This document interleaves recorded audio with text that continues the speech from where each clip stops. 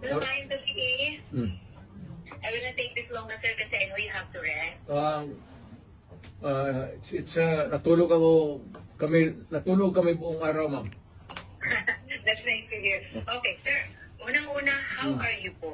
Talagang ang daming gusto magtanong, kumusta po si President Duterte?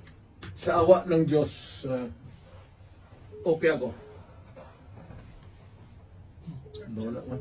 Okay, sir. Hindi na po ako magpapaligoy-ligoy pa, sir. Nitong weekend, lalo na kahapon, ang dami hong nagulantang at nagpanik dahil dun sa balita. Ano po ba talaga ang nakarating sa inyo, sir? Meron daw po ba kayo talagang warrant of arrest? Ano po? Alam mo, ma'am, what is circulating in the city of Manila, it's almost the same that's being bruited around dito because of the, communications. Very easy. As a matter of fact, it's almost instant. Ilang segundo lang.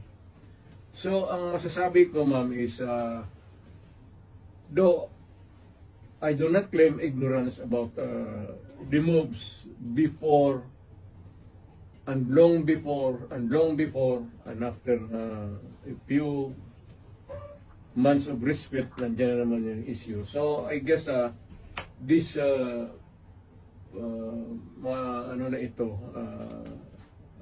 issues, I would call them, would hound me until the dying days of my life. Okay. So, ano to, sir? So, they won't really stop. Again? So, talagang hindi sila titigil, sir? No, ako as I remain, mainly if I remain to be a politician all year round. But it might simmer a little bit down the line. Siguro pag hindi na masyado ako active. But for as long as I am there in the political arena of the Republic of the Philippines, I would be a constant, not really issue, but a good copy for whatever I say or whatever I do, and what happened yesterday to happen tomorrow. Alright. Pero okay. Sir, okay, sir, does this bother you, sir? Itong mga naglutamang information na meron ng warrant sa inyo, warrant of arrest?